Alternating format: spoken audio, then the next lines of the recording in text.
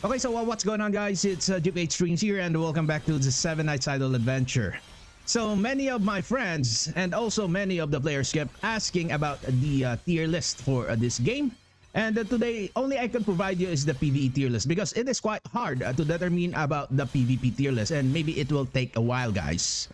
So before so much ado, let's begin. So first we have here the new hero, and that would be Elenia, guys.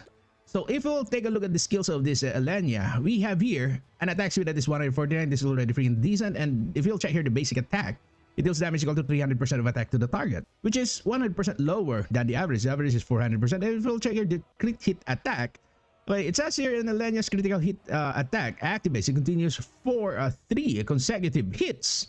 Each attack deals damage equal to 800% of attack to the target, and inflicts a painful retribution debuff for 2 seconds upon successful attack. And the third attack, it deals damage to the targets in a 4-meter semicircle in front of the caster and pulls them. In addition, if 3 consecutive hits activate successfully, additionally activates Strike of Despair. So we have here the painful retribution, and decreases final evasion by 60%, and the Strike of Despair, it deals damage equal to 800% of attack at 3-meter wide, 6-meter long in front of the caster, and removes all buffs from the target, and inflicts silence debuff for 2 seconds upon successful attack. So this unit is a critical hit attack base unit. So most probably, and based on the players or Krakens or my friends, this unit is freaking insane in PvE. So the technique here in determining as a no-brainers guide, if you'll check here, for example, we have your elk, we have here this one, this would be the Finesse gift. Always try to check here the excluded heroes. If that belong on that excluded heroes, then that would be a meta. Meta in both the PvP and PvE. So since that unit is not included on this excluded heroes, then as a no-brainers guide, quote unquote, so that unit is not a meta, guys. So that is the reason why I did not pull that, because some heroes are only good based on the descriptions and not on the performance. But most of my Kraken friends says that that unit is freaking insane together with a Highlord, okay?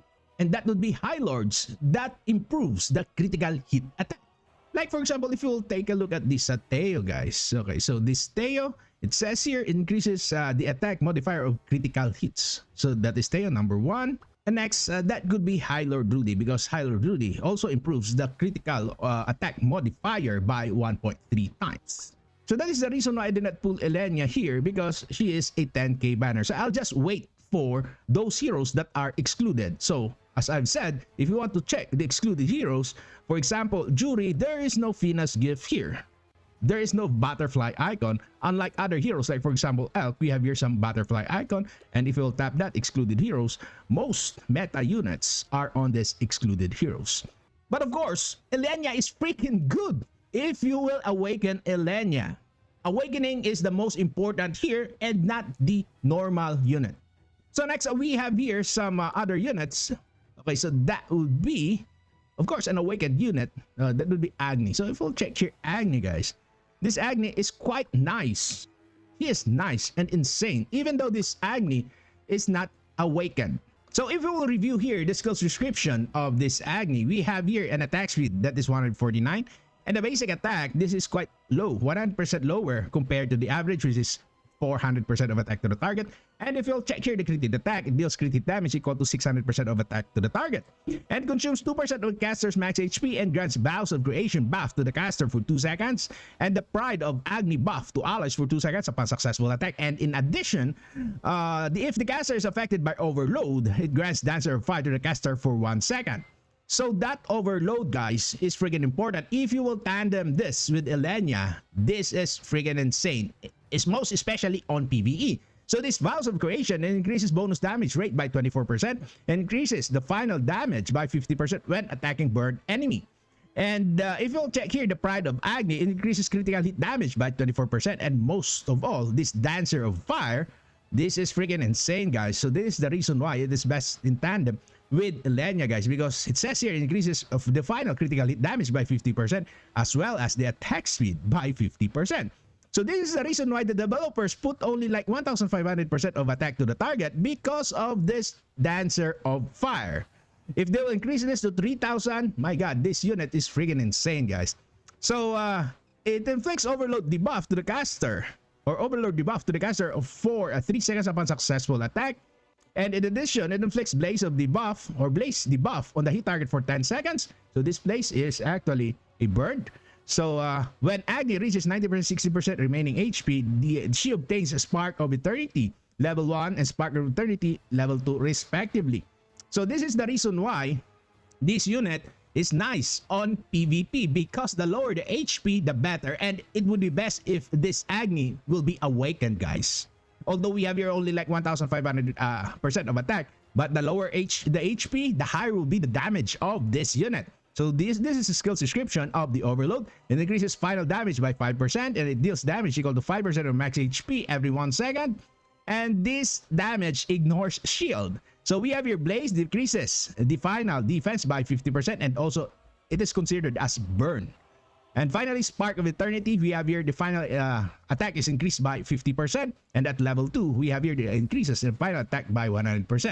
So this Agny, even though you can see that you can feel it, even though on PvE, she's quite not that good. But if you will position the camera on Agny and the boss will aim Agny, or the mobs will aim Agny, and the lower the HP of Agny, the better will be the damage of her. Okay? Okay, so if you will go back here, for example, on this Finna's gift, okay, we have here the butterfly icon. We can check here that Agny is on the excluded heroes. So we have your Agny jury. Okay, so that is the reason why if you want to choose some best unit, go to this excluded heroes so that you can determine whether the hero is good or not. Okay, so let's go to our tier list and let's check this out. Okay guys, so this is the updated tier list dated October 8, 2025. And this is only for PVE tier list.